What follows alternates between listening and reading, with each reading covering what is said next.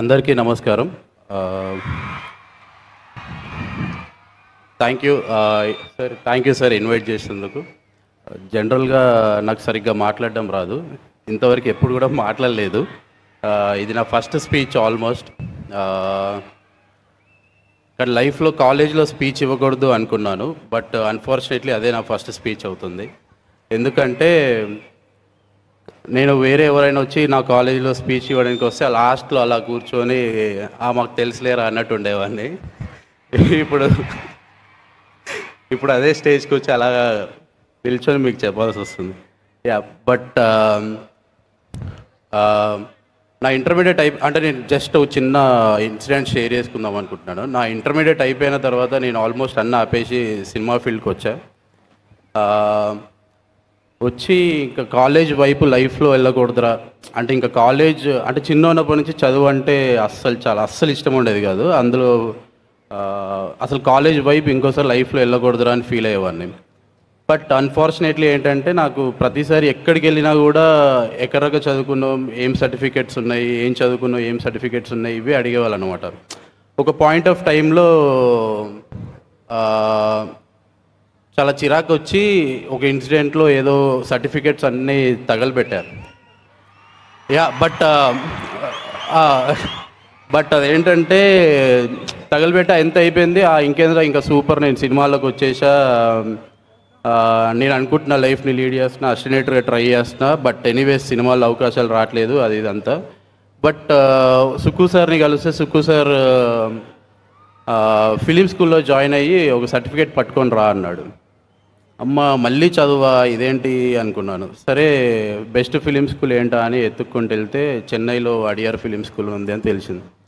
అక్కడికి వెళ్ళాక అక్కడ కూర్చుంటే కూడా వాళ్ళు బేసిక్ కదా ఇంటర్మీడియట్ సర్టిఫికేట్స్ ఏవి అన్నారు. ఇదేంటి మళ్ళీ ఇంటర్మీడియటా, మళ్ళీ అక్కడికి వచ్చేసా, అది ఇది అనిపించింది. సో మళ్ళీ నేను అనుకుంటున్న దాన్ని చేయాలన్నా కూడా ఒక బేసిక్ ఎడ్యుకేషన్ ఇంపార్టెంట్ అనేది నాకు లైఫ్లో ఫస్ట్ టైం అక్కడ అర్థమైంది. అప్పటిదాకా మా నాన్న నన్ను చదువుకో అని, లేదంటే నా చుట్టూ ఉన్న వాళ్ళు ఎంతమంది ఏం చెప్పినా అసలు ఏ రోజు అర్థం కాలేదు. కానీ నాకు ఇష్టమైన సినిమాని నేను చేయాలన్నా కూడా ఒక బేసిక్ ఎడ్యుకేషన్ ఇంపార్టెంట్ అనే ఫీలింగ్ నాకు ఆ రోజు అక్కడ క్వశ్చన్ చేస్తే అర్థమైంది. సో దాని తర్వాత అంటే దాని ముందు నేను ఇంటర్ పాస్ అవుతే నన్ను బీటెక్లో జాయిన్ చేస్తారని చెప్పేసి కావాలని ఒక సబ్జెక్ట్ ఆపాను అన్నమాట. సో ఇప్పుడు దాని గురించి నేను మళ్ళీ ఓకే సినిమా చేయాలంటే ఒక బేసిక్ ఉండాలి, అడియర్లో ఎగ్జామ్ రాయాలి అంటే నాకు ఒక బేసిక్ ఇంటర్మీడియట్ సర్టిఫికేట్ ఉండాలి, ఈ ఫీలింగ్ వచ్చి మళ్ళీ వెళ్ళి 15 days సప్లీస్కి ముందు కూర్చొని ఆపిన సబ్జెక్ట్ మ్యాథ్స్ 2B. సో ఆ మ్యాథ్స్ 2B కూడా అంటే నేను ఇక్కడ కొంచెం కన్ఫ్యూజ్ చేస్తూ ఉండొచ్చు మిమ్మల్ని, అటు ఇటు ఎక్కడన్నా కొంచెం కన్ఫ్యూజ్ అయితే కనెక్ట్ చేసుకోండి, సారీ. మ్యాథ్స్ 2B కూడా ఆపనికి రీజన్ ఏంటంటే నన్ను ఊకే ఆ లెక్చరర్ తిట్టేవాడు, చదువురాదు శుద్ధం వద్దు కదా అని.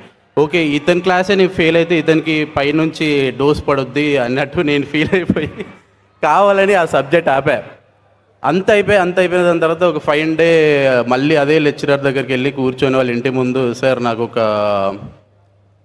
ఒక 10 days సప్లీస్ ఉన్నాయి, నేను వెళ్ళి నాకు ఏదో అలా క్లియర్ అవ్వాలి, ప్లీజ్ హెల్ప్ చేయండి సార్, అది ఇది అని చెప్పేసి రిక్వెస్ట్ చేస్తే, ఏ లెక్చరర్ మీద అయితే నీకు కోపంతో కూర్చున్నానో, ఏ లెక్చరర్ మీద అయితే నేను ఊగిపోయానో అదే అతని దగ్గరికి వెళ్ళి మళ్ళీ కూర్చొని బ్రతిమాలి అతని దగ్గరే ఉంటే వితిన్ 10 days నన్ను మళ్ళీ 60% మార్క్స్ వచ్చేలాగా పాస్ చేయించి మోటివేట్ చేసి తీసుకెళ్ళి నేను పాస్ అయ్యి మళ్ళీ అడియార్లో ఎగ్జామ్ రాశా.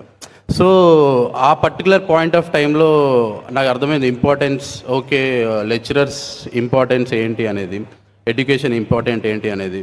మళ్ళీ నేను అక్కడ వదిలేసిన కాలేజ్ మోహన్ బాబు గారికి కథ చెప్పాలి, ఎక్కడికి వెళ్ళి కలవాలి అంటే తిరుపతిలో యూనివర్సిటీకి రావాలి అని చెప్పారు. ఓకే మళ్ళీ కాలేజా అనుకున్నాను. సరే మళ్ళీ వస్తే నాకు ఫస్ట్ టైం ఒక యూనివర్సిటీ నచ్చింది. అంటే వైబ్, ఫీల్ అండ్ మూడ్ అదంతా అదిరిపోయింది. అంటే నాకు క్లాసెస్ ఏంటి, ఎడ్యుకేషన్ ఏంటి, బేసిక్ అంత ఐడియా లేదు, బట్ నాకు వైబ్ అంతా అదిరిపోయింది. అరే ఇలా ఉండుంటే నేను మేబీ బంక్ కొట్టకుండా వచ్చేవాడిని ఏమో, క్లాస్కి వెళ్తానే లేదనే సెకండరీ, బట్ అట్లీస్ట్ కాలేజ్కి వచ్చేవాడిని డెఫినెట్లీ, ఇక్కడ ఫ్రెండ్స్ అయ్యేవాళ్ళు, ఒక పాజిటివ్ ఎనర్జీ ఉండేది అనే ఫీలింగ్ వచ్చింది. సో థ్యాంక్ యూ నన్ను ఇన్వైట్ చేసినందుకు. నేను ఇది అంతా ఎందుకు చెప్తున్నాను అంటే మనకు ఒక పాయింట్ వచ్చిన తర్వాత అర్థమవుద్ది వాళ్ళు ఎందుకు ఇంత చెప్పారు, ఎందుకు ఇంత వాళ్ళు మన మీద ఇంత కోపంతో అరిచేవాళ్ళు లేదా ప్రేమతో తిట్టేవాళ్ళు అనేది. కొంతమంది ఒక ఏజ్ వచ్చిన తర్వాతనో లేదంటే కొన్ని కష్టాలు చూసినాకనో లేదంటే కొన్ని సఫర్ అయ్యాక మనకు అర్థమవుతాయి వాళ్ళ మాటలన్నీ. అట్లా నాకు మా నాన్న కానీ లేదా చిన్న ఉన్నప్పటి నుంచి నేను టీవీలో చూసినప్పుడు మోహన్ బాబు గారు మైక్ ఇస్తే డిసిప్లిన్ అనేవాళ్ళు. ఏంట్రా బాబు డిసిప్లిన్ అంటాడు సార్ ఎప్పుడు చూడు అది ఇది అనుకునేవాడిని. బట్ నాకు ఇప్పుడు ప్యారడైజ్ సెట్లో నేను ఫేస్ చేస్తున్న బెస్ట్ థింగ్ ఏంటో చెప్తాను. సో ప్యారడైజ్కి మోహన్ బాబు సార్ వచ్చాడు సెట్కి అంటే ఇన్ జనరల్లీ నాది చాలా డిలే ప్రాసెస్ ఉంటుంది.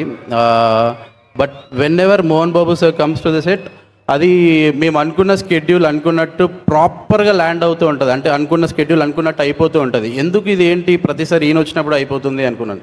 యూనిట్ అంతా లైట్ బాయ్ కానుంచి అందరూ A to Z అందరూ చాలా షార్ప్ టైమింగ్ ఉంటారు, చాలా అలర్ట్ ఉంటారు.